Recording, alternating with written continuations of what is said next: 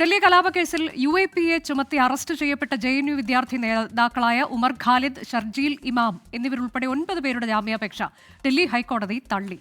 5 വർഷം ജാമ്യമില്ലാതെ ഉമർ ഖാലിദ് ഉൾപ്പെടെയുള്ളവർ വിചാരണ തടവുകാരായി തിഹാർ ജയിലിൽ തുടരുകയാണ്. അച്യുതൻ വിശദാംശങ്ങളുമായുണ്ട്. അച്യുതൻ, 5 വർഷമായി ഈ തരത്തിലേക്ക് കഴിയുകയാണ്. പക്ഷേ ഇപ്പോഴും ഡൽഹി ഹൈക്കോടതി ഇവരുടെ ജാമ്യാപേക്ഷ തള്ളിയിരിക്കുന്നു. എന്താണ് കോടതി പറഞ്ഞത്? അനുജ, പ്രോസിക്യൂഷൻ വാദങ്ങൾ അംഗീകരിച്ചുകൊണ്ടാണ് ഡൽഹി ഹൈക്കോടതി ഇപ്പോൾ തീരുമാനമെടുത്തിരിക്കുന്നത്. ഈ ഡൽഹി കലാപ ഗൂഢാലോചന കേസിൽ JNU വിദ്യാർത്ഥി നേതാവ് ഉമർ ഖാലിദ് ഉൾപ്പെടെ 9 പ്രതികൾക്കും ഡൽഹി ഹൈക്കോടതി ഇപ്പോൾ ജാമ്യം നിഷേധിച്ചിരിക്കുന്നു. കലാപ സമയത്ത് രഹസ്യ കൂടിക്കാഴ്ചകൾ നടന്നതായും രാജ്യത്തെ അപകീർത്തിപ്പെടുത്തുവാനുള്ള ശ്രമങ്ങൾ ഇവരുടെ ഭാഗത്തു നിന്നുണ്ടായി എന്നതായിരുന്നു പ്രോസിക്യൂഷൻ ഉന്നയിച്ചൊരു വാദം.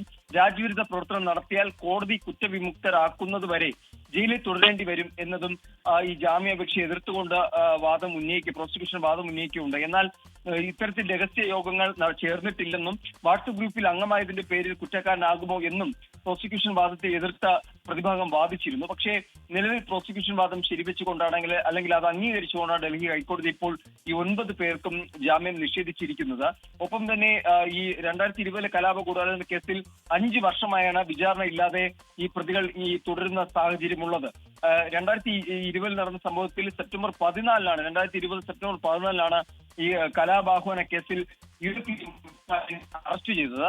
എന്തായാലും നിലവിൽ ഇപ്പോൾ ജാമ്യം നിഷേധിച്ചിരിക്കുന്നു. ഒപ്പം തന്നെ ഇന്ന് ജസ്റ്റിസ് സുബ്രഹ്മണ്യ പ്രസാദിന്റെ ഡിവിഷൻ ബെഞ്ച് ഇതേ കേസിൽ തസ്ലീം അഹമ്മദിന്റെ ജാമ്യാപേക്ഷയും തള്ളിയിരുന്നു. അനുജ, ഉമർ ഖാലിദ് അടക്കം 9 പേരുടെ ജാമ്യാപേക്ഷ ഡൽഹി ഹൈക്കോടതി തള്ളി. ഡൽഹി കലാപ ഗൂഢാലോചന കേസിലാണ് 5 വർഷമായി വിചാരണ പോലും ഇല്ലാതെ തടവിൽ കഴിയുകയാണ്. ലോകത്തെവിടെയായാലും ഏത് സമയത്തും 24 വാർത്തകളും ഓഗ്മെന്റഡ് റിയാലിറ്റി പാക്കേജുകളും എക്സ്പ്ലെയിനറുകളും വിശദമായി കാണാൻ ഞങ്ങളുടെ YouTube ചാനൽ നിങ്ങൾക്ക് സബ്സ്ക്രൈബ് ചെയ്യാം.